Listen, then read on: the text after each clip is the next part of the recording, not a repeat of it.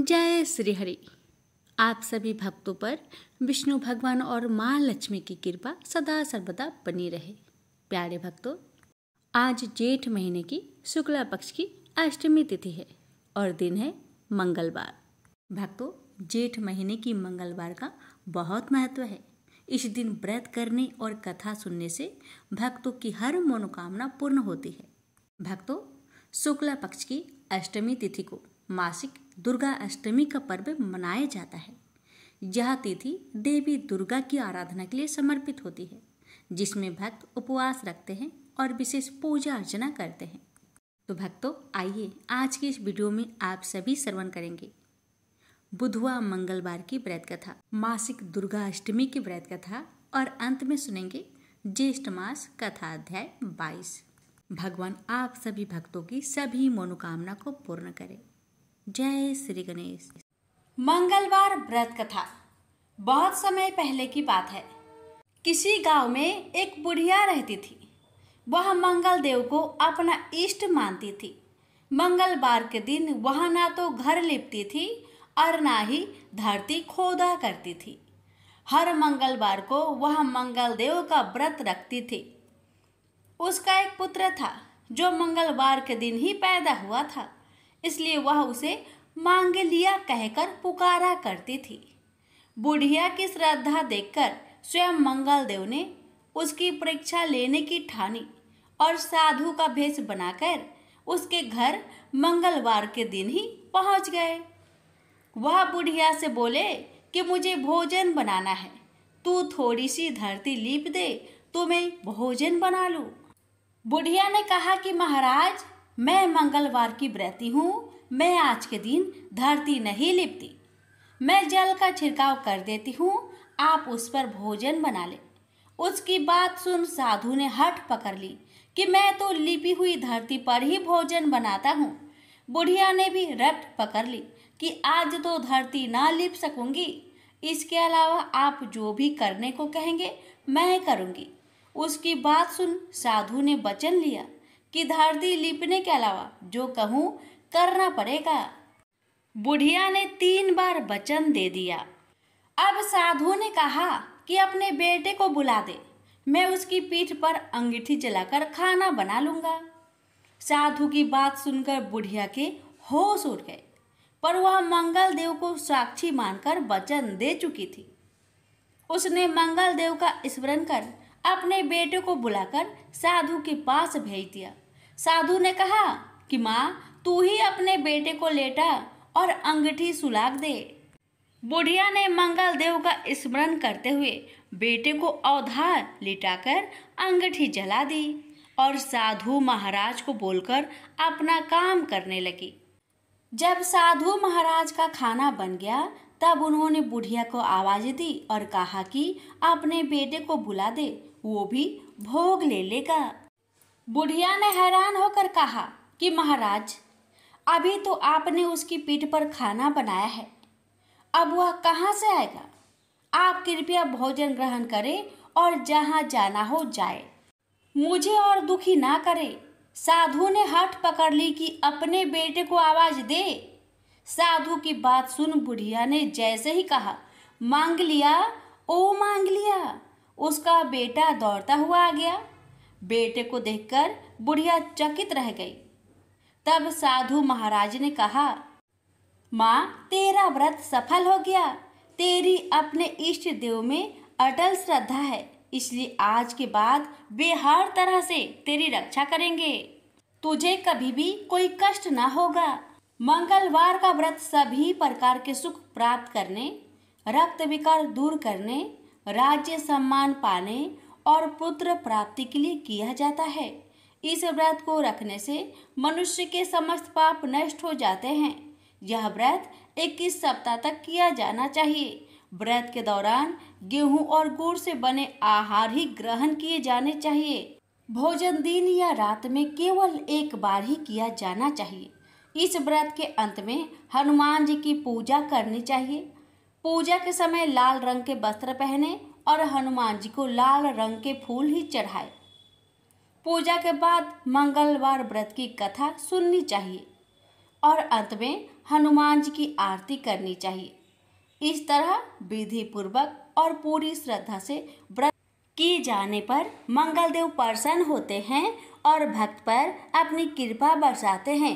प्रेम से बोलिए सिया रामचंद्र की जय, पवन पुत्र हनुमान की जय। दुर्गा अष्टमी व्रत कथा। दुर्गा अष्टमी के दिन माँ दुर्गा की पूजा व्रत करने का विधान है। मान्यता है कि इस दिन पूजा व्रत करने से व्यक्ति को माँ दुर्गा का आशीर्वाद प्राप्त होता है और धन में बढ़ोतरी होती है। कथा। पौराणिक मान्यताओं अनुसार प्राचीन काल में असुर दंभ को महिषासुर नाम के एक पुत्र की प्राप्ति हुई थी, जिसके भीतर बचपन से ही अमर होने की प्रबल इच्छा थी। अपनी इसी इच्छा की पूर्ति के लिए उसने अमर होने का वरदान हासिल करने के लिए ब्रह्मा जी की घोर तपस्या आरंभ की। महिषासुर द्वारा की गई इस कठोर तपस्या से ब्रह्मा जी प्रसन्न हुए और उसे मनचाहा वरदान मांगने को कहा। ऐसे में महिषासुर, जो सिर्फ अमर होना चाहता था, उसने ब्रह्मा जी से वरदान मांगते हुए खुद को अमर करने के लिए उन्हें बाध्य कर दिया। परंतु ब्रह्मा जी ने महिषासुर की अमरता का वरदान देने की ये बात कहते हुए टाल दी कि जन्म के बाद मृत्यु और मृत्यु के बाद जन्म निश्चित है, इसलिए अमरता जैसी किसी बात का कोई अस्तित्व नहीं है। जिसके बाद ब्रह्मा जी की बात सुनकर महिषासुर ने उनसे एक अन्य वरदान मांगने की इच्छा जताई और कहा कि ठीक है स्वामी, यदि मृत्यु होना तय है तो मुझे ऐसा वरदान दे दीजिए कि मेरी मृत्यु किसी स्त्री के हाथ से ही हो। इसके अलावा अन्य कोई दैत्य, मानव या देवता कोई भी मेरा वध ना कर पाए। जिसके बाद ब्रह्मा जी ने महिषासुर को दूसरा वरदान दिया। ब्रह्मा जी द्वारा वरदान प्राप्त करते ही महिषासुर अहंकार से अंधा हो गया और इसके साथ ही बढ़ गया उसका अन्याय। मौत के भय से मुक्त होकर उसने अपनी सेना के साथ पृथ्वी लोक पर आक्रमण कर दिया। इससे धरती पर चारों तरफ से तबाही मच गई। उसके बल के आगे समस्त जीवों और प्राणियों को नतमस्तक होना ही पड़ा। जिसके बाद पृथ्वी और पाताल को अपने अधीन करने के बाद अहंकारी महिषासुर ने इंद्रलोक पर आक्रमण कर दिया, जिसमें उन्होंने इंद्रदेव को पराजित कर स्वर्ग पर भी कब्जा कर लिया। महिषासुर से परेशान होकर सभी देवी देवता त्रिदेवों अर्थात महादेव, ब्रह्मा और विष्णु के पास सहायता मांगने पहुंचे।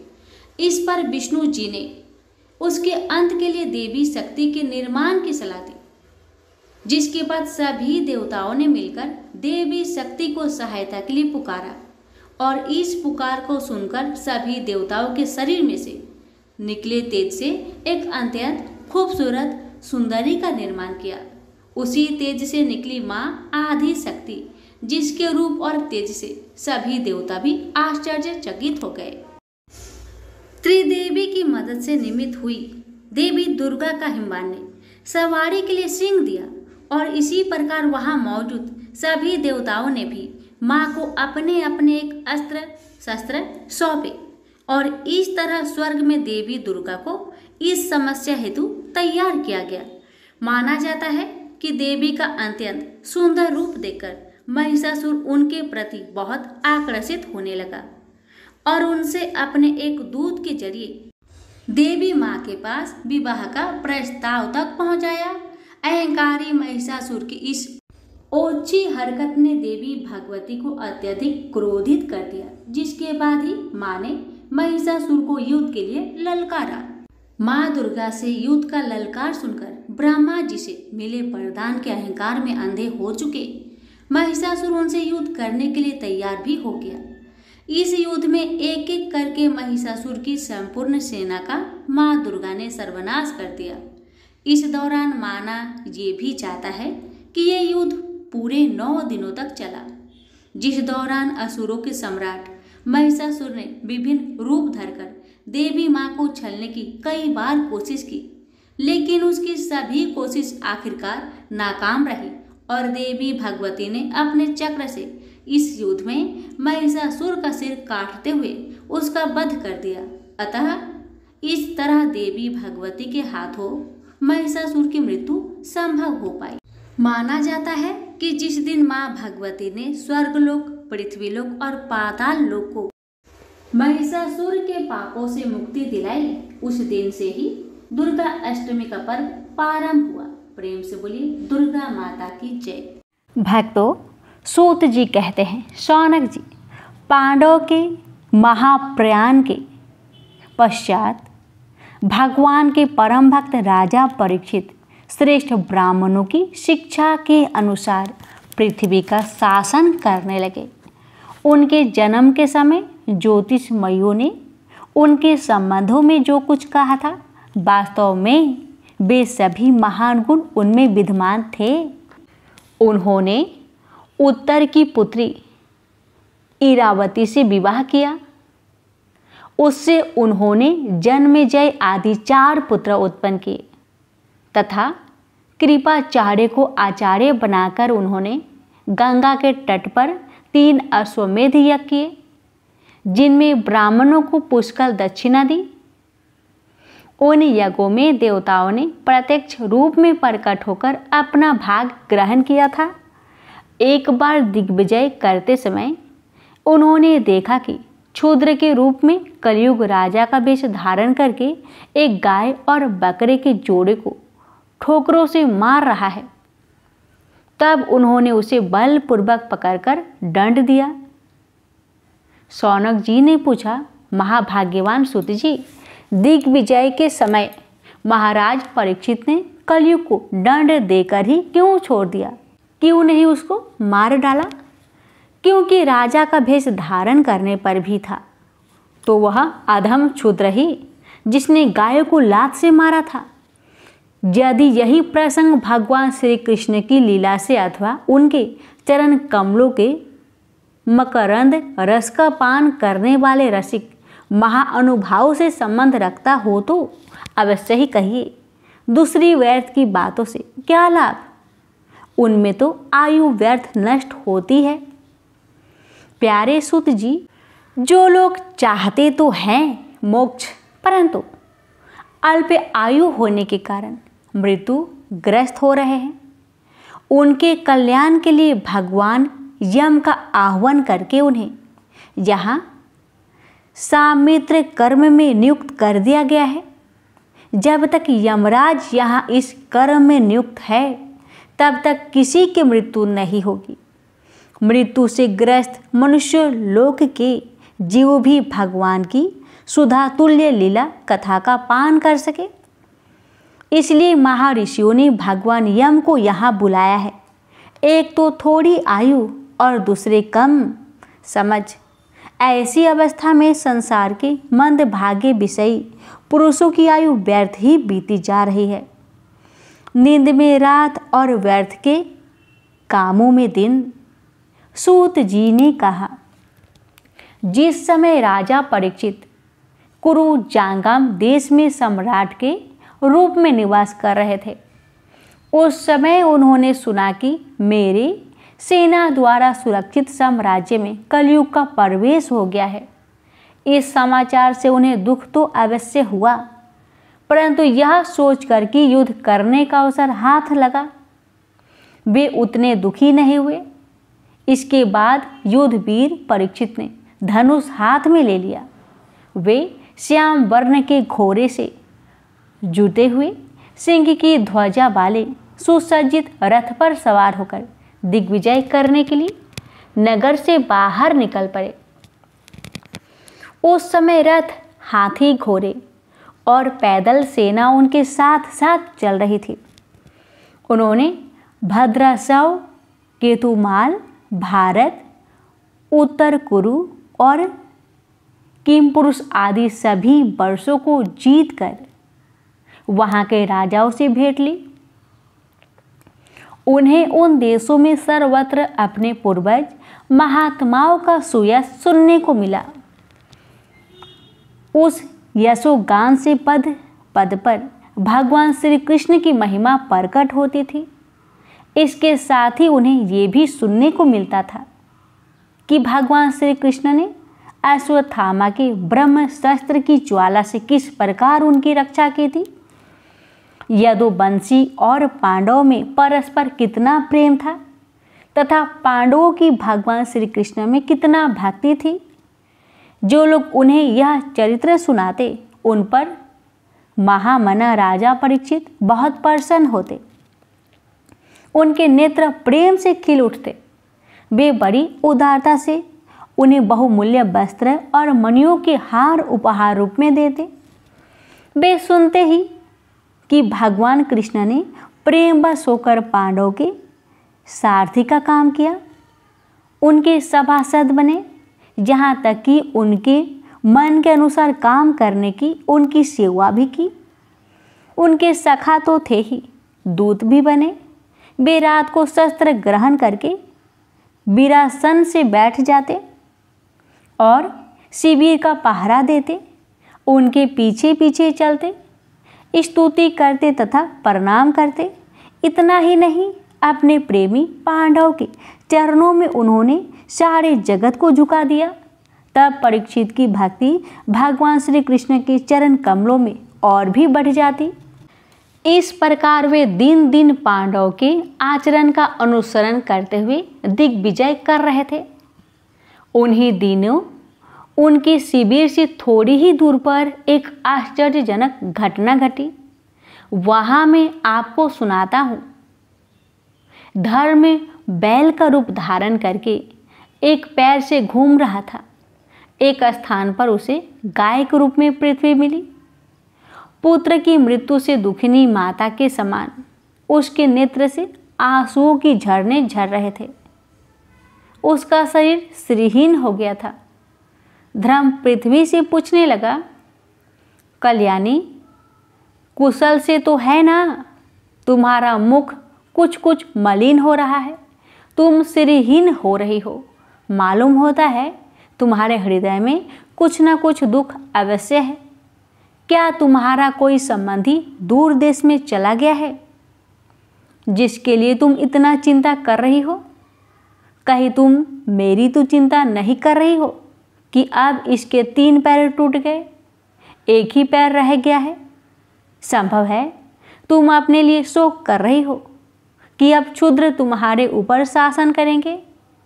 तुम्हें इन देवताओं के लिए भी खेद हो सकता है जिन्हें अब यज्ञों में आहुति नहीं दी जाती, अथवा उस प्रजा के लिए भी जो वर्षा न होने के कारण अकाल एवं दुर्भिक्ष से पीड़ित हो रही है।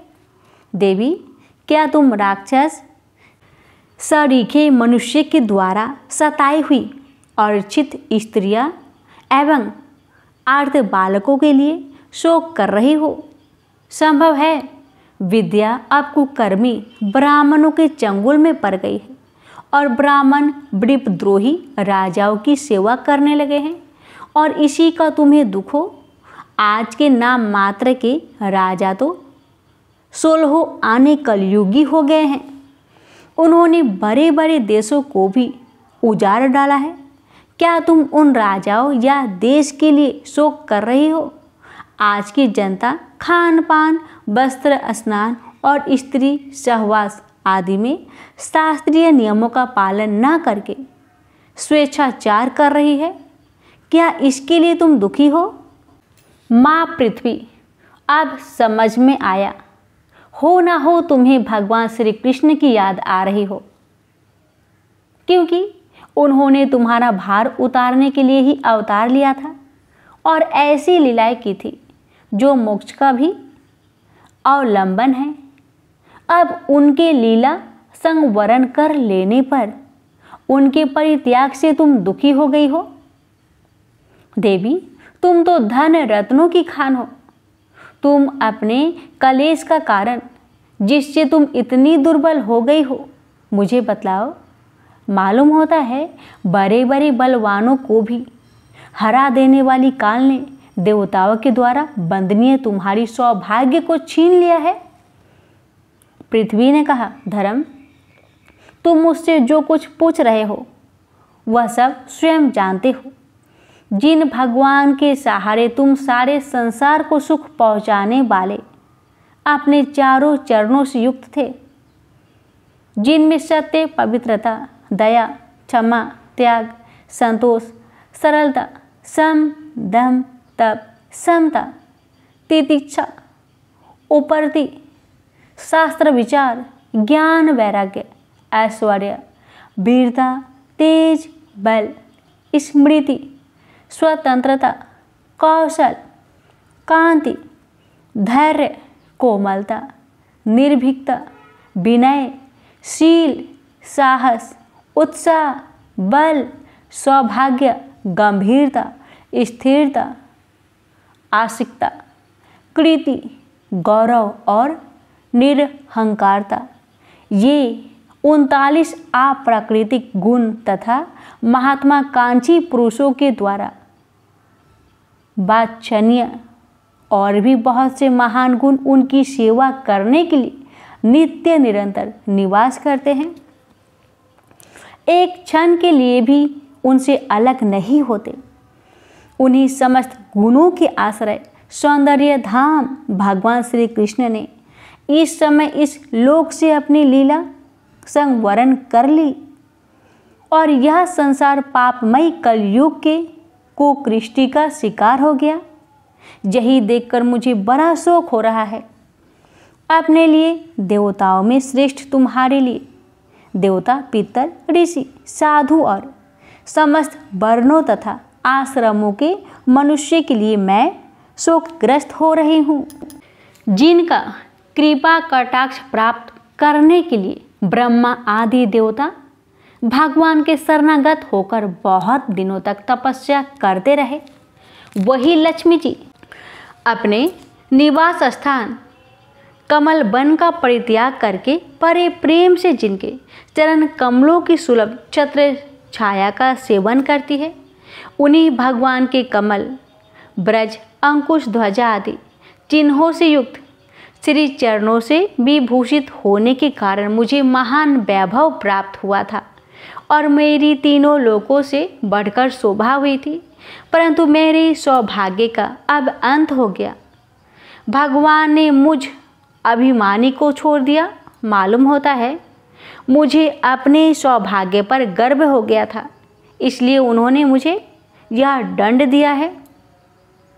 तुम अपने तीनों चरणों के कम हो जाने से मन ही मन कुढ़ रहे थे, अतः अपने पुरुषार्थ से तुम्हें अपने ही अंदर पुनः सब अंगों से पूर्ण एवं अस्थावर कर देने के लिए वे अत्यंत रमणीय श्याम सुंदर विग्रह से यदु वंश में प्रकट हुए और मेरे बड़े भारी भार को, जो असुरवंशी राजाओं की सैकड़ों औछनियों के रूप में था, नष्ट कर डाला।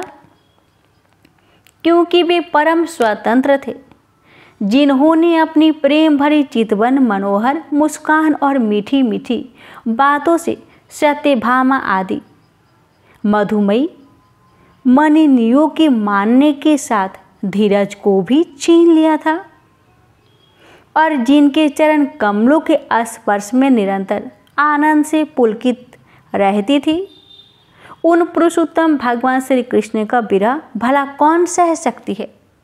धर्म और पृथ्वी इस प्रकार आपस में बातचीत कर ही रहे थे कि उसी समय राजश्री परीक्षित पूर्व वाहिनी सरस्वती के तट पर आ पहुँचे। प्रेम से बोलिए हरे कृष्ण। भक्तों, आज का यह अध्याय यहीं पर समाप्त होता है। इसकी आगे की कथा कल के वीडियो में अवश्य सुनिएगा। भगवान कृष्ण की कृपा आप सभी भक्तों पर सदा सर्वदा बनी रहे। राम कथा की आगे की वृत्तांत। भगवान राम और माता सीता कथा कहने वाले और श्रद्धा पूर्वक सुनने वाले भक्तों पर अपनी कृपा सदा बनाए रखे, यही हमारी प्रार्थना है। जय माता दी। कथा। यज्ञ मंडप में मंत्र उच्चारण चल रहा था। यज्ञ वेदियों से अग्नि शिखाएं आकाश को छूने लगी थी। उसी समय वह संदेहवाहक वहां पहुंचा और उसने जो कहा उससे उपस्थित समुदाय सन्न रह गया। श्री रामचंद्र मंद मंद मुस्कुराए और फिर गंभीर हो गए।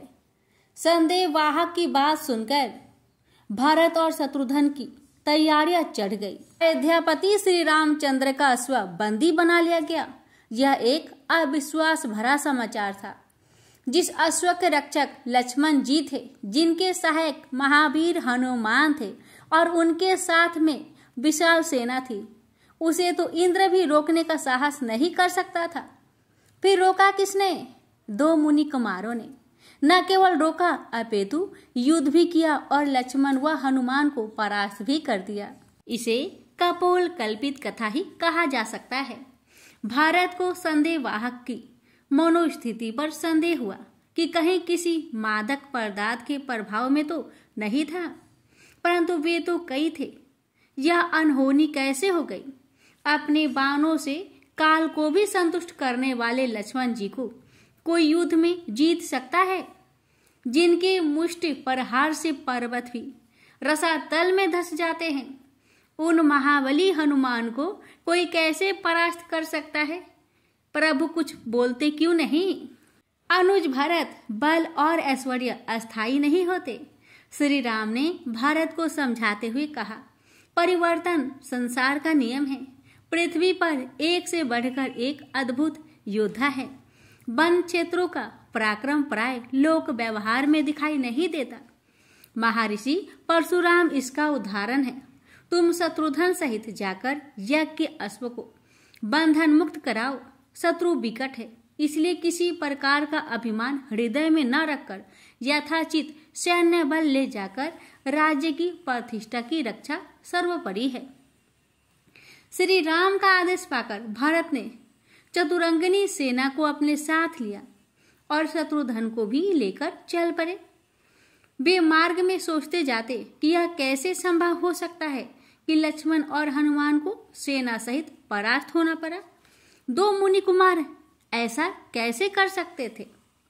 वे मुनि कुमार अवश्य बालक भेष में कोई देवता या यक्ष होंगे, परंतु श्री रामचंद्र के विरुद्ध जाने का साहस तो देवता भी नहीं कर सकते।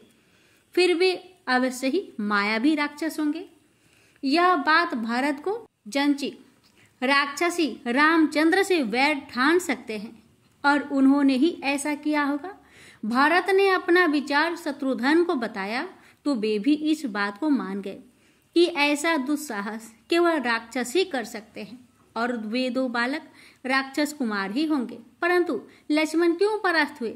अवश्य ही उन्हें बालक जानकर उद्धारयुक्त किया होगा, जिसका लाभ उन कुटिल बालकों को मिला है।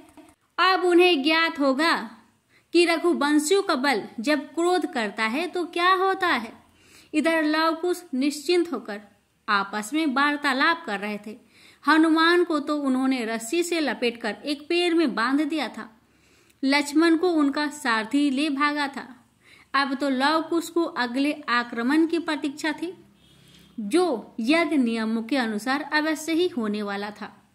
सूर्य अपने प्रचंड ताप से धरा को तप कर रहा था। यह दोनों के भोजन का समय था, परंतु इतना महत्वपूर्ण कार्य छोड़कर भोजन नहीं किया जा सकता। आश्रम जाते तो माता श्री को अश्व के विषय में बताना पड़ता और वे श्री राम की अनन्य भक्त थी। राम नाम तो प्राय उनकी जीवा पर रहता था। वे तो अश्व को छोड़ने का आदेश दे देती और उन दोनों की इच्छा अधूरी रह जाएगी। अतः कंद मूल खाकर जल ग्रहण कर लेंगे, फिर कार्य संपन्न होने पर अश्व सहित आश्रम जाएंगे और माता श्री को बताएंगे कि उनके आराध्य नरेश महाराज श्री राम के यज्ञ का अश्व उन दोनों ने किस प्रकार बंदी बनाया। तब उनकी जो भी प्रक्रिया होगी देखेंगे। क्रोधित होगी तो अश्व छोड़ देंगे, अन्यथा नित्य सवारी किया करेंगे। दोनों भाई इसी तरह की बातें करते हुए प्रतीक्षारत थे। उसी समय एक दिशा में बवंडर सा उठता दिखाई दिया। अवश्य अयोध्या की सेना चली आ रही थी। क्या महाराज स्वयं आए होंगे? यदि हाँ तो आश्रम लौटना जल्दी हो जाएगा। दोनों ने अपने धनुष संभाल लिए। इस बार ज्यादा समय नहीं लेना, माता श्री चिंतित होने लगेगी। सेना समीप आ गई थी। इस बार सांख्य बल अधिक था, परंतु उनके साथ आए हुए योद्धाओं के रथों में से किसी पर भी अयोध्यापति का ध्वज नहीं था। अतः स्पष्ट था कि वे महाराज श्री राम नहीं थे। लव ने विचार किया वे अवश्य भरत शत्रुघ्न होंगे। जो राम कथा के अनुसार उनके अनुज थे और बड़े ही पराक्रमी थे। अयोध्या की दिग्विजय में उनके साहस और पराक्रम का महत्वपूर्ण योगदान था, ऐसा माता श्री सुनाती थी। भारत के नेत्र क्रोध से रक्तिम थे। हनुमान को भी वृक्ष से बाधा देखकर उन्हें आश्चर्य हो रहा था और देह में आग सी लग रही थी।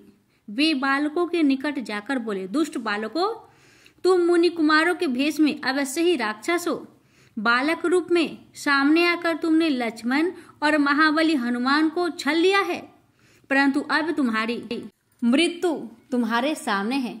भारत तुम्हारे अक्षमय अपराध के लिए तुम्हें मृत्यु दंड ही देगा। अयोध्या के प्रतिष्ठा को चुनौती देने वाले दुष्टों को हम यमराज को सौंपेंगे। सावधान, अब दया की आशा मत करना। पराक्रमी भरत, व्यर्थ की बात करने में समय क्यों नष्ट करते हो? लव ने तत्परता से कहा, हमें तो अभी भोजन करने भी जाना है। तुम्हारे महाराज भी साथ आ जाते तो हमारा कार्य सरल हो जाता। अब तुम्हारे पश्चात उनकी भी प्रतीक्षा करनी होगी। अब अपना बल दिखाओ। यहाँ केवल अश्वे ही नहीं, महाबली हनुमान भी हमारे बंदी है। तुम्हें अतिरिक्त प्रयास करने पड़ सकते हैं। लव की बात सुनकर भरत क्रोध से कांपने लगे। वे बालक निर्भीक, उद्दंड और ढीठ थे और ये राक्षसों के गुण होते हैं। शत्रुधन ने भी अपना धनुष उठा लिया था। दोनों ओर से बाण वर्षा आरंभ हो गई। लव कुश को उन दोनों के साथ साथ सेना का भी आक्रमण संभालना था। अतः लव ने भरत सहित आधी सेना को, कुश ने शत्रुधन सहित आधी सेना को लक्ष्य पर ले लिया। दोनों का रण कौशल अद्भुत था। भरत और शत्रुधन ने अनेक युद्ध लड़े और जीते थे, परंतु ऐसे कठिन प्रतिद्वंदी पहली बार मिले थे जो उनके बाणों को अपने शरीर तक नहीं पहुंचने दे रहे थे और सेना को भी पीड़ित कर रहे थे। धनुर्विद्या में कौशलता ही यही होती है कि लक्ष्य पर दृष्टि टिकाए रखनी होती है। एकल युद्ध में यह सरल कार्य है, परंतु उन बाल योद्धाओं का कौशल प्रशंसनीय था। वे प्रतिद्वंदी और सेना दोनों पर वार कर रहे थे। लव कुश कब तूनीर से बाण निकालते और कब धनुष चढ़ाते यह पता नहीं चलता था। भरत के पास कितने ही कठिन बाण थे, परंतु कोई अपना लक्ष्य तक न पहुंच रहा था। यही स्थिति शत्रुधन की भी थी। कुश ने उनको व्याकुल कर दिया था। उनके सारथी, घोड़े और रथ का ध्वंस कर दिया था। शत्रुधन को पैदल युद्ध करना पड़ा। राम पुत्रों से राम अनुजों का युद्ध देखने के लिए देवता भी आकाश में आ जुटे थे। एक पीढ़ी से भावी पीढ़ी का यह अद्भुत अद्वितीय था। राम पुत्रों का रण कौशल दर्शनीय था। शंकालु देवराज शंकाग्रस्त थे कि प्रभु श्री राम ने ऐसी प्रेरणा की है क्यों? जो ऐसा भीषण युद्ध हुआ, इससे तो उनकी ही हानि है। युद्ध में पुष्प तो बरसते नहीं। दोनों पक्षी श्री राम के दो नयन समान थे।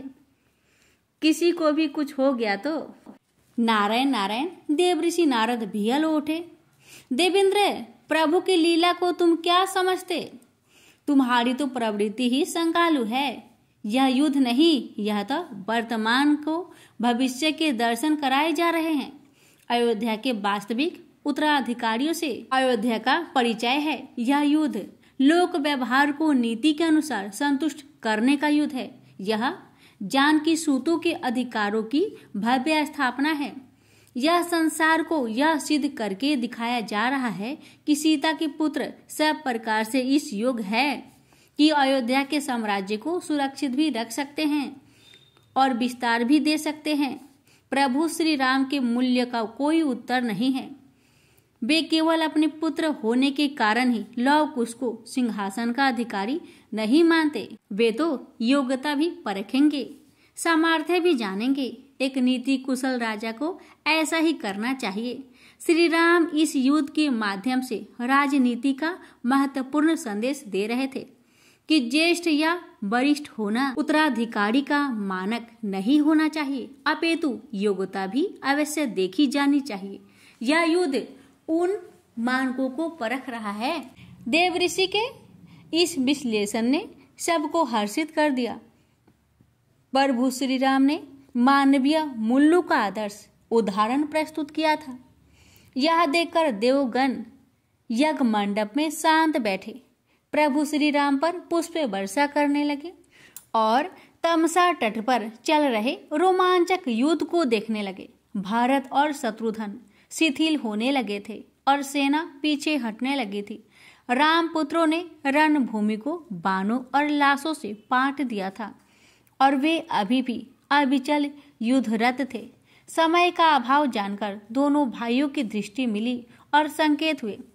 लव ने भरत को और कुश ने शत्रुघ्न को एक साथ मूर्छित कर दिया। सेना भाग खड़ी हुई। देवताओं ने सीता सूतों की विजय पर दुदुभी बजाई। महाराज श्री रामचंद्र, लक्ष्मण और हनुमान तथा भरत और शत्रुघ्न की लगातार हो रही पराजय का समाचार सुनकर झटके से यज्ञ वेदी से उठकर खड़े हो गए। मात्र 2 बालकों ने भरत शत्रुघ्न सहित सेना का पराभव कर दिया। यह सुनकर श्री राम का अंग प्रत्यंग क्रोध से कांप उठा और उन्होंने अपना कठोर धनुष सारंग उठा लिया। यह देखकर देवगण भयभीत हो गए। प्रभु का क्रोध सृष्टि के लिए लाभकारी नहीं हो सकता।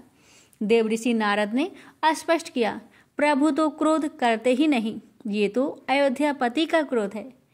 पुरुषोचित क्रोध, राजोचित क्रोध, राज्य की प्रतिष्ठा संकट में है तो राजा का क्रोध स्वाभाविक तो होगा ही, फिर लोक व्यवहार कैसे संतुष्ट होगा, राजा के कर्तव्य की पूर्ति कैसे होगा। यह कहकर देवऋषि नारद ने देवताओं को निर्भय कर दिया और प्रभु श्री राम राजा के कर्तव्य के अनुसार अपनी प्रजा को निर्भय करने चल पड़े। अयोध्यावासी उन शत्रुओं से भय मान बैठे थे जिन्होंने लक्ष्मण, भरत, शत्रुघ्न और हनुमान को भी परास्त करके यज्ञ के अश्व को बंदी बना लिया था। अब महाराज श्री रामचंद्र ही इस संकट को दूर करेंगे। श्री रामचंद्र ने लंका विजय के पश्चात अब धनुष उठाया था, कभी अवसर ही नहीं पड़ा। अनुजों ने ही शत्रु दमन का दायित्व उठा लिया था और भूमंडल को जीतकर अयोध्या व रघुकुल की प्रतिष्ठा को शिखर पर पहुंचाया था। आज 2 मुनि कुमारों ने उस विजय रथ को रोक दिया था और स्वयं श्री राम को रणभूमि में उतरने के लिए बाध्य कर दिया था। श्री राम का रथ वायु वेग से बढ़ा जा रहा था। उनके मुख पर गंभीर दृढ़ता थी। अवश्य ही आज बहुत कुछ हो जाने वाला था। संभवतः प्रभु की लीला का कोई नया अध्याय सामने आने वाला था। श्री राम का रथ वहीं आकर रुका जहां उनकी परास्त सेना अस्त व्यस्त पड़ी थी। सेना का उत्साह तो बढ़ गया था, परंतु उनके मुख पीले पड़े थे। शिविर में लक्ष्मण, भरत और शत्रुघ्न मूर्छित थे। वैद्य उनके उपचार में जुटे थे। श्री राम उनके पास पहुंचे। अनुजों की यह दशा देखकर उनके नेत्र रक्तीम हो उठे। शत्रुओं पर क्रोध और भी बढ़ गया। उन्होंने तीनों के सिर पर हाथ फेराया तो कुछ ही देर में तीनों सचेत होकर उठ बैठे। श्री राम को धनुष धारण किए देख तीनों अनुज लज्जित हो गए थे। उनके होते हुए प्रभु को रण में उतरना पड़ रहा था। यह उनके पराक्रम पर प्रश्न चिन्ह थी। तीनों ने सिर झुकाकर प्रणाम किया और नेत्र झुका लिए। अनुजो, सूरवीर कभी लज्जित नहीं होते। श्री राम ने उन्हें सत्वाना दी। वीरता का स्वागत करना चाहिए। युद्ध में जो हमें संतुष्ट कर दे उस योद्धा का बल स्वीकार करना चाहिए। यही क्षत्रियोचित व्यवहार है। युद्ध अभी समाप्त नहीं हो गया। देव ने इसे मेरे द्वारा समाप्त करना चाहा है तो यही होगा। तुम स्वास्थ्य लाभ करो, मैं उन प्रतिद्वंदियों को संतुष्ट करके कुल की प्रतिष्ठा की पुनः स्थापित करता हूँ। शेष तो देव की इच्छा पर निर्भर करता है, क्योंकि शत्रु को आयु, धन आदि द्वारा कभी गौण नहीं मानना चाहिए। युद्ध में विजय श्री उसका ही वरण करती है जिस पर शिव की कृपा होती है, और शिव कब किस पर कृपालु हो जाए कौन जानता है। लक्ष्मण विकल हो उठे, कहना चाहते थे, हे प्रभु, आप युद्ध करने न जाए और हमें एक अवसर और दे। इस बार हम शत्रु को निश्चित रूप से पराजित कर देंगे। श्री राम लक्ष्मण के मनोभाव समझ गए थे। यह युद्ध नियमों के विरुद्ध था। पराजित योद्धा को पुनः युद्ध के लिए नहीं भेजा जाता। यह सीमा विस्तार का युद्ध नहीं था, प्रतिष्ठा का था, जो नियमों के साथ बंधी थी। श्री राम ने उन्हें समझाकर शांत कर दिया और स्वयं सेना लेकर रणभूमि की ओर चल दिए। सूर्य का ताप अब कम हो गया था, शीतल हवा बहने लगी थी। देवता उस भावी युद्ध को देखने की इच्छा के साथ वापस में उसके परिणाम की गणना कर रहे थे। क्या प्रभु श्री राम यह नहीं जानते कि लव कुश उनके ही पुत्र है? इंद्र के प्रश्न देवऋषि को मूर्खतापूर्ण लग रहे थे। उन्हें सरोज समझाते हुए बोले, देवेंद्र, कभी तो बुद्धिमत्ता का परिचय दिया करो। प्रभु श्री राम तो सब जानते हैं, परंतु अयोध्या के महाराज श्री रामचंद्र क्यों जानने लगे? किस विधि से जानेंगे? राजा है, ज्योतिषी नहीं, भौतिक है, देविक नहीं, भौतिकता को जी रहे हैं। अतः प्रभुताई का प्रदर्शन क्यों? देवराज इतनी गूढ़ बातें नहीं समझते, परंतु देवऋषि समझाते हैं तो समझ गए। प्रभु की लीला अद्भुत है। नारायण से नर हुए, अब नर से नारायण हो रहे हैं। मानव से महामानव होने का क्या मार्ग है? यह श्री राम ने मानवता को बता दिया। श्री राम रणभूमि में आ गए। लव कुश उनको दूर से देखकर ही पहचान गए। माता सीता ने अपनी कथाओं में उनके भव्य स्वरूप का जो वर्णन किया था, वे बिल्कुल वैसे ही थे। दोनों भाइयों ने उन्हें सिर झुकाकर प्रणाम किया तो श्री राम ने हाथ उठाकर आशीष दिया। इंद्र चकित हुए। यह क्या, सीता पुत्रों ने शत्रुभाव क्यों नहीं दिखाया? लक्ष्मण आदि से तो ऐसा किया नहीं। अरे देवराज, किसने तुम्हें यह देवपद दे दिया? देवऋषि खिज उठे। मनुष्य में संस्कार नाम का गुण होता है जो उसे माता पिता से मिलता है। यह संस्कार ही लोक व्यवहार को संतुष्ट करता है। लव कुश ने उसी संस्कारवश अपने राजा को प्रणाम किया है, क्योंकि वह उनकी ही तो प्रजा है। राजा का सम्मान प्रजा को करना चाहिए। लव कुश ने विजय का आशीर्वाद नहीं मांगा, क्योंकि अपनी माता के आशीर्वाद और गुरु की शिक्षा से अपनी विजय के प्रति वे आश्वस्त हैं। हे वीर पुत्रों, तुम्हारे पराक्रम की जितनी भी सराहना की जाए वह कम है। मेरा प्रणाम है तुम्हारी माता को, तुम्हारे गुरु को और तुम्हारे पिता को। तुमने भूमंडल विजित करने वाली उस सेना और उन योद्धाओं को पराभव किया है जिसके समक्ष युद्ध करने का साहस देवता भी नहीं कर पाते। तुम्हारा दुस्साहस हर्षित कर गया, परंतु मुनि कुमारों, अब अपने दुस्साहस को विराम देकर अश्व को बंधन मुक्त करो, अन्यथा मुझे अपने ही हाथों से अपने ही राज्य के 2 ऐसे अमूल्य योद्धा यम को सौंपने पड़ जाएंगे जो भविष्य में अयोध्या का गौरव हो सकते हैं। अपने मृत्यु को निमंत्रण ना दो। कुश अधिक चंचल भी थे और उत्तर देने में कुशल भी। बोले, महाराज, रणभूमि में आकर शत्रु को बातों से परास्त करने की आपकी परंपरा तो नहीं। यह सब आपके अनुजों ने भी कहा था, हमारी भी प्रशंसा और अपनी भी। हमें मृत्यु से कभी भय नहीं रहा। प्रतिष्ठा आपकी संकट में है और भय हम माने। भय तो आपको होना चाहिए महाराज, और उसका कारण शिविर में पड़े आपके अनुज है। नारायण नारायण। देवऋषि कुश की निर्भीकता पर मुग्ध हो उठे, किंतु श्री राम क्रोधित। महाराज, यदि उपदेशों में हम रण विमुख करने की चेष्टा करेंगे तो यह संभव नहीं। हमारी माता कहती है, जब शत्रु उपदेश करे तो उसके भय को समझना चाहिए। हमने समझ लिया। आप अपना धनुष रखकर स्वयं ही अश्व खोल लीजिए, हम प्रहार नहीं करेंगे। लव का इतना कहना था कि श्री राम ने धनुष की कठोर टंकार की और यह नाद ब्रह्मांड में गूंज गया। जीव जंतु विकल हो उठे। कैलाश पर समाधि लगाए भगवान शिव का ध्यान भंग हो गया। ब्रह्मा हड़बड़ा उठे। सारंग धनुष की टंकार का अर्थ प्रभु का अपार क्रोध ही था। महर्षि वाल्मीकि ने भी यह भीषण नाद सुना और उस दिशा में वायु वेग से दौड़ चले। सीता ने थोड़ी देर पहले ही उन्हें लव कुश की खोज में भेजा था। आज दोनों कहीं दूर अखेट पर चले गए थे, इसलिए भोजन के लिए समय पर नहीं आए थे। महर्षि उनकी ही खोज में आ रहे थे। कि यह भीषण नाद सुनाई पड़ा। यह तमसा के उस तट से उभरा था जहाँ लव कुश नित्य आभास करते थे। महर्षि की शंका बढ़ गई। वे श्री राम के यज्ञ के विषय में जानते थे, कहीं यज्ञ का अश्व उधर आ गया हो और लव कुश ने उसे पकड़ लिया हो। निर्भीकता तो उनका स्वभाव था।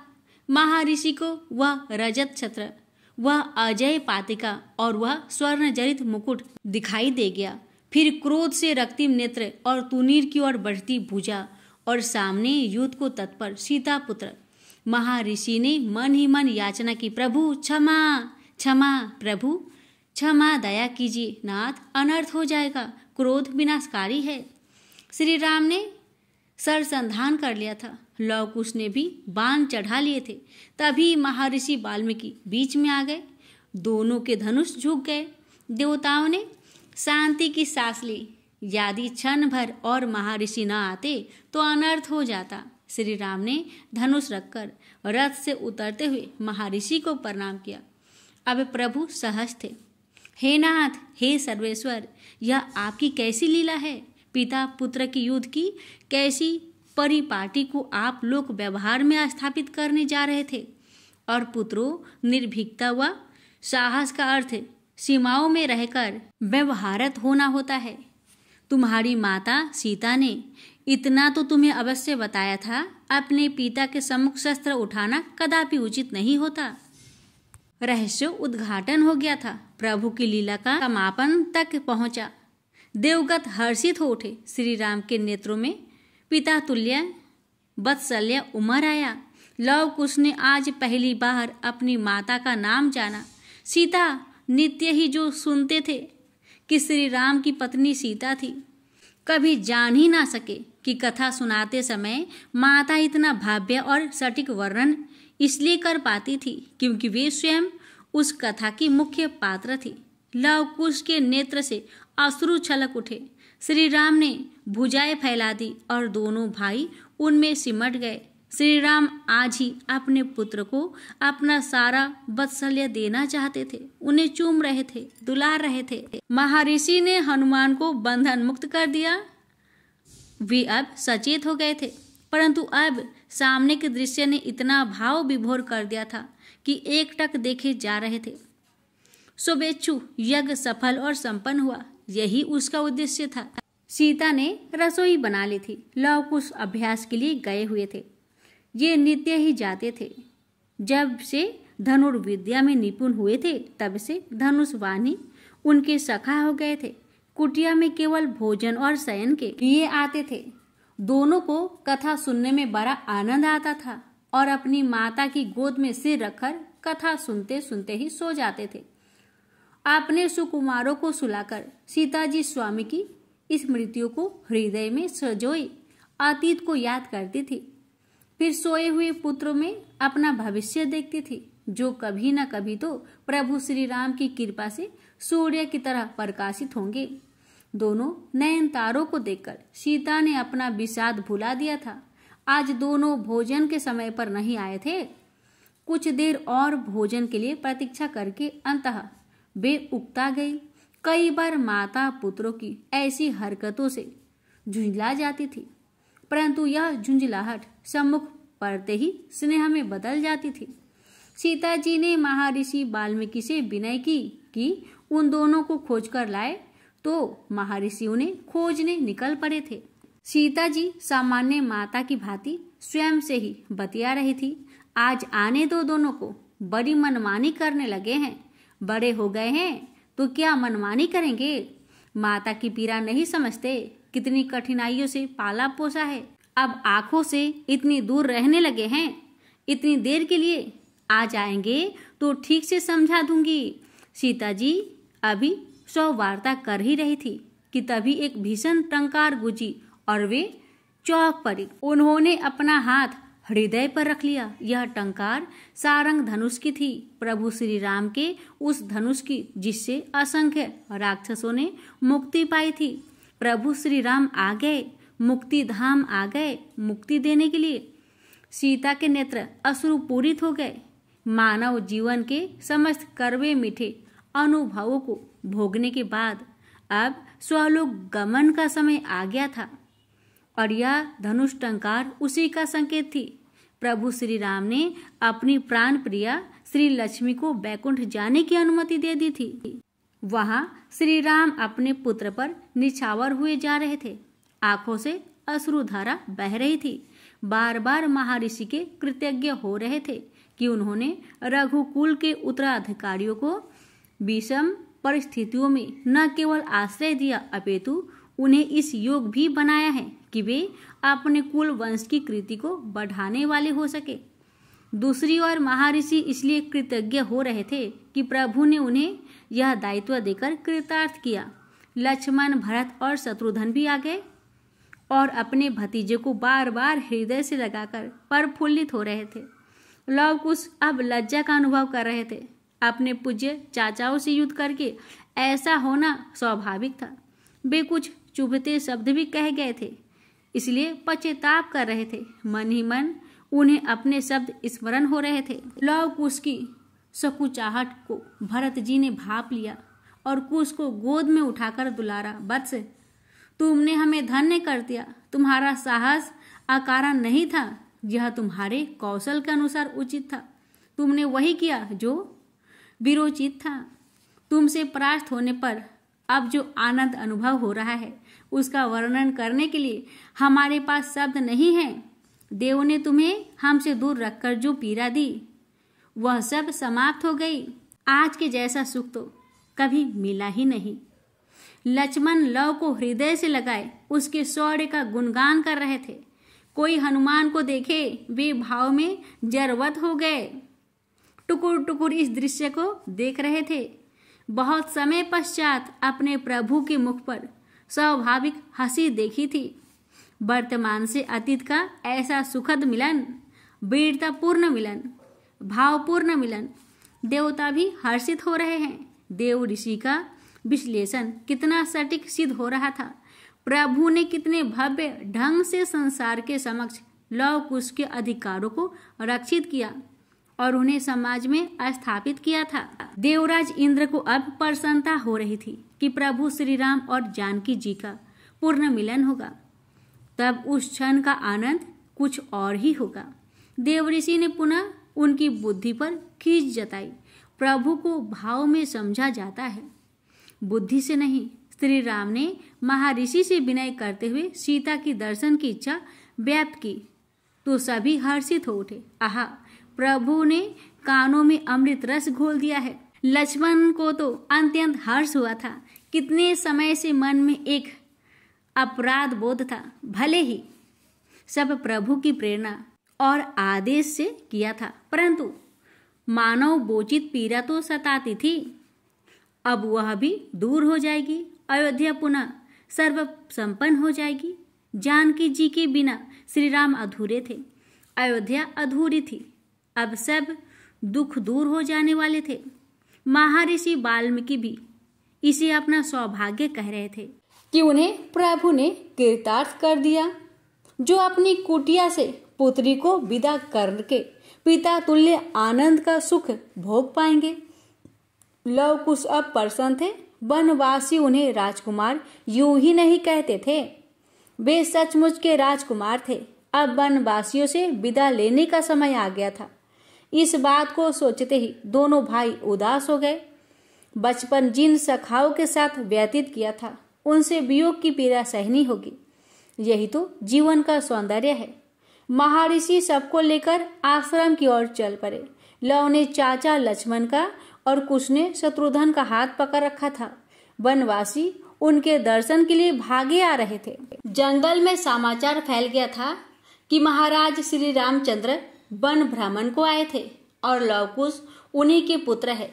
वे सचमुच के राजकुमार है। सखाओं को इस बात ने चकित कर दिया था। सब उनसे मिलने दौड़ चले आ रहे थे। अब तो वे अपने नगर चले जाएंगे। कम से कम मिल तो ले, फिर जाने कभी भेंट हो ना हो। श्री राम अपने प्रति वनवासियों का प्रेम देखकर भाव विभोर हो गए। सीता जी अपने आश्रम पर व्याकुलता से इधर उधर टहल रही थी।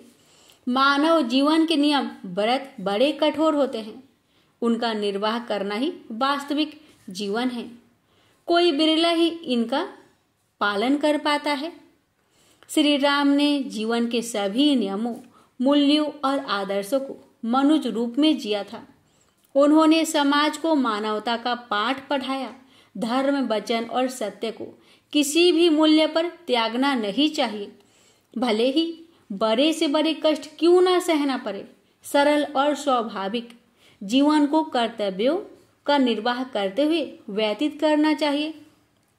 श्री राम ने अपनी लीला में यही सब किया। उनके जैसा पुत्र नहीं, उन्होंने भी माता की प्रसन्नता के लिए वनवास स्वीकार किया। पिता के वचन की पूर्ति हेतु राजसुख त्याग दिया। उनके जैसा भाई भी नहीं, जिन्होंने भरत को इष्ट की भांति स्नेह किया, लक्ष्मण को परछाई की भांति सदा साथ रखा और शत्रुघ्न को पुत्रवत प्रेम किया। उनके जैसा पति भी नहीं, जो अपनी प्रियतमा के वियोग में विच्छितों की भांति जड़ जंतुओं तक से उनका पता पूछते थे और रावण जैसे शक्तिशाली राक्षस से जा भिड़े। उनके पास राजा भी नहीं, जिन्होंने प्रजा के निम्न से निम्न व्यक्ति को भी अपने जीवन का अंग माना। उनके जैसा लोक व्यवहारी भी कौन होगा, जिन्होंने समाज के स्थापित मूल्यों का दृढ़ता से पालन किया और प्राणों से प्रिय पत्नी से वियोग का अंतहीन कष्ट सहा। सीता जी ने अपने स्वामी की त्याग को पूर्णता प्रदान की। यही श्री राम का निर्देश था। सीता जी धरा सूता है, अतः श्री राम के चरणों की पदचाप जिनकी समीप आती जा रही थी, उतना ही उनका निश्चय दृढ़ हो रहा था। वे पृथ्वी से कहने लगी, हे माता, अब अंगीकार करो। अब प्रभु ने भी प्रेरणा कर दी है। त्याग का महत्व यह संसार देखे। जो त्याग दिया वह फिर कभी नेत्रों को नहीं दिखाई देना चाहिए। श्री राम ने सीता को नहीं त्यागा, सीता ने नारी शक्ति का मानक स्थापित किया है। निर्दोष को त्यागना प्रभुताई नहीं, परंतु स्वीकार है। पत्नी व्रत सहज नहीं। कुल वंश को वृद्धि देने का दायित्व यदि पत्नी का है, तो उस दायित्व के बदले कुछ तो अधिकार प्राप्त होने चाहिए। सत्य तो यह है कि नारी दशा के परिवर्तन की दशा त्रेता युग में ही श्री राम ने प्रदान कर दी थी। उन्होंने सीता जी के माध्यम से पुरुष प्रधान समाज को ललकारा था।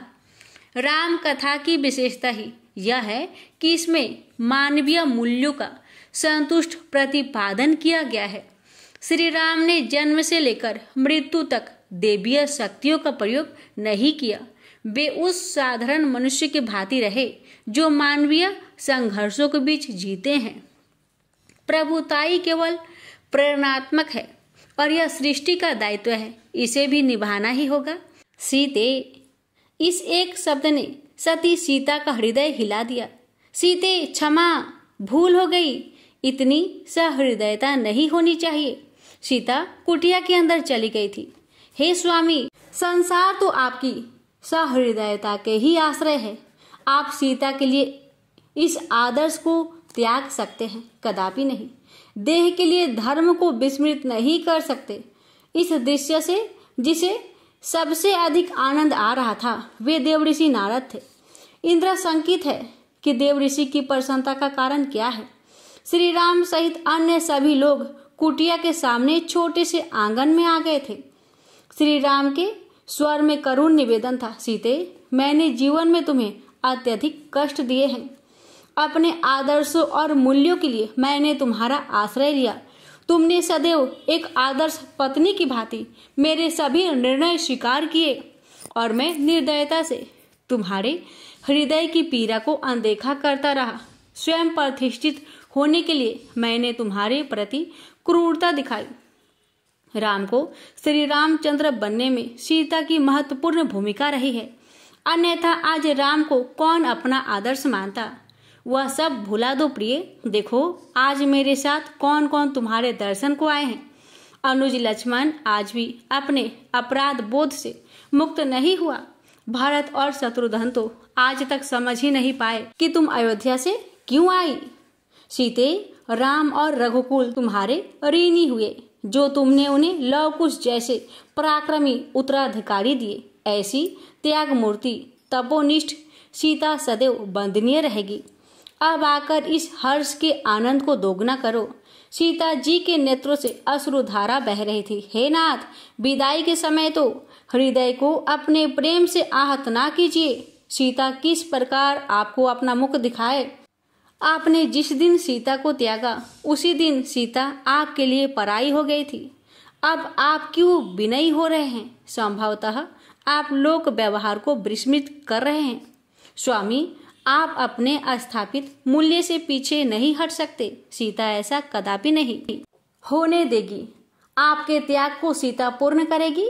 सीता जी ने फिर पृथ्वी को पुकारते हुए प्रार्थना की, हे पृथ्वी माता, यदि मैंने मन वचन और कर्म से प्रतिक्षण अपने स्वामी के चरणों में प्रीति रखी है तो मुझे अपने आगोश में समेट लो। अपनी पुत्री को अपनी गोद में स्थान दो। श्री राम के नेत्रों से अश्रुधारा बह रही थी। उनकी प्राण प्रिया अधिक ही रुष्ट थी। अब संभवतः करवध निवेदन से ही सीता का हृदय पसीजे। उसे इतना अधिकार तो था कि निर्दोष होकर रुष्ट भी हो सकती थी। श्री राम ने कुटिया में प्रवेश किया तो सीता उनकी और पीठ करके पृथ्वी माता से प्रार्थना कर रही थी। श्री राम बोले, सीते, यह क्या कर रही हो? पृथ्वी माता ने अपनी पुत्री का करुण निवेदन स्वीकार कर लिया था और सीता के पैरों के निकट पृथ्वी दो भागों में विभक्त हो गई थी। पृथ्वी के मध्य के रिक्त स्थान में स्वर्णिम सिंहासन पर स्वयं पृथ्वी माता विराजमान थी। उन्होंने भुजाएं बढ़ाकर प्रेम पूर्वक सीता को अपने अंग में ले लिया और नीचे जाने लगी। यह देखकर श्री राम आर्द्र स्वर में बोले, सीते, सीते, ऐसा ना करो। राम दौड़े और उन्होंने सीता को पकड़ने का प्रयास किया। इस प्रयास में उनके हाथ सीता के केस ही आए, परंतु वह केवल स्पर्श भर था। सीता पृथ्वी में समा गई। श्री राम विस्फारित नेत्रों से उस स्थान को देख रहे थे जहां अभी अभी सीता समाई थी और देखते ही देखते वहां की भूमि यथावत हो गई। श्री राम बिलक उठे और देवता अस्तबद्ध रह गए। ये तो किसी ने सोचा ही नहीं था। इंद्र व्याकुल हो उठे। देवऋषि ने बैकुंठ की ओर देखा जहां श्री हरि के समीप बैठी जग जननी लक्ष्मी जी मुस्कुरा रही थी। सीता तो उनमें समा गई थी। प्रेम से बोलिए सियावर रामचंद्र की जय। तो इसकी आगे की कथा कल के वीडियो में अवश्य सुनेगा। भगवान राम और माँ सीता की कृपा आप पर, हम पर सदा सर्वदा बनी रहे। जय श्री राम।